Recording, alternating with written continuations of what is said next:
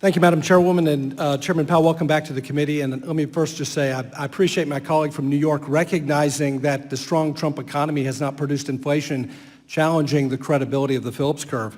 Let me also say, without quibbling about the details, I think that you're doing an outstanding job, Chairman Powell.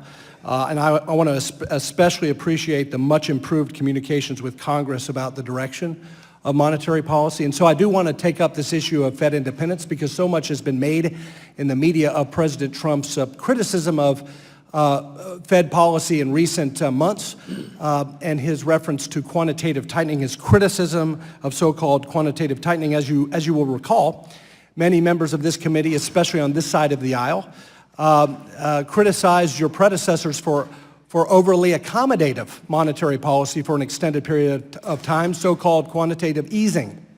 And so what I want to just say is that my view is that all of this feedback from both the executive branch and the legislative branch is a necessary and constructive part of oversight and is simply part of holding the Fed accountable, and that it in no way compromises Fed independence, since you and other governors are given 14-year terms with a provision that makes you removable only for cause. Do you agree or disagree with that?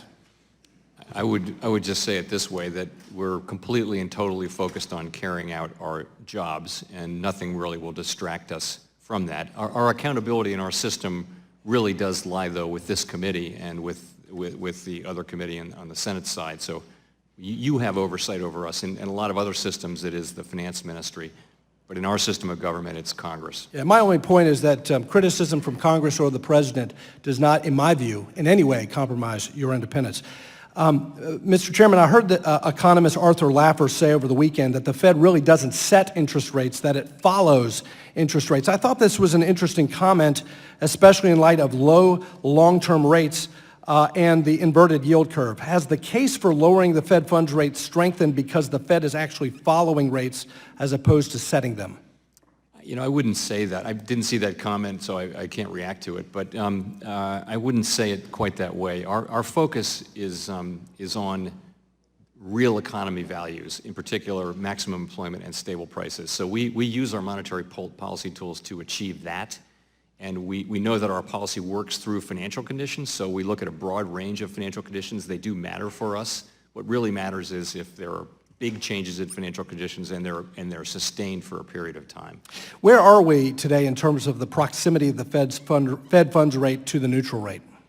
That's another one where we can only estimate the neutral rate, as you well know, and it's interesting. Estimates of that have come down as well. I would point out that we publish the medians in our summary of economic projections every quarter. We publish the medians of the committee, and that number has come down by 50 basis points since September of last year. So the median estimate is now 2.5% nominal, which would be about 0.5% real, and whereas it was 3% back in September. So we're learning, we're always learning about the natural rate of unemployment and about the neutral rate of interest.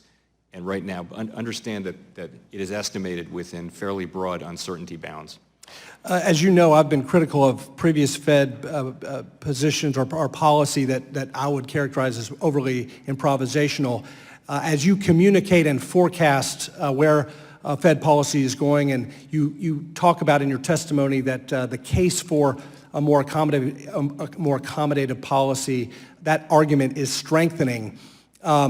I appreciate that because I think it's habituating the markets as opposed to surprises, and I think that's very important for the stability of our financial system. Last question, you obviously cite in your testimony uncertainties in trade developments as perhaps one of the reasons why the case for a more accommodative policy has strengthened in recent months. What would passage by the Congress of USMCA and enactment of USMCA do in terms of the overall economic outlook and also the future trajectory of monetary policy? I think it would remove uncertainty about our trade policy with Mexico and Canada to have that pass, and I think that would be a positive thing. Of course, I wouldn't comment on the particular merits of it. It wouldn't be appropriate, but I would say the passage of it would remove uncertainty, and I think that would help in the current environment. I do have actually one final question, and that is, you had responded to my question about the GSIB surcharge, and you said that a proposal to simplify capital requirements for banking firms by integrating a banking firm's supervisory test results into regulatory capital requirements. Where are we on that? Moving forward, working on it. Thank you. I yield back.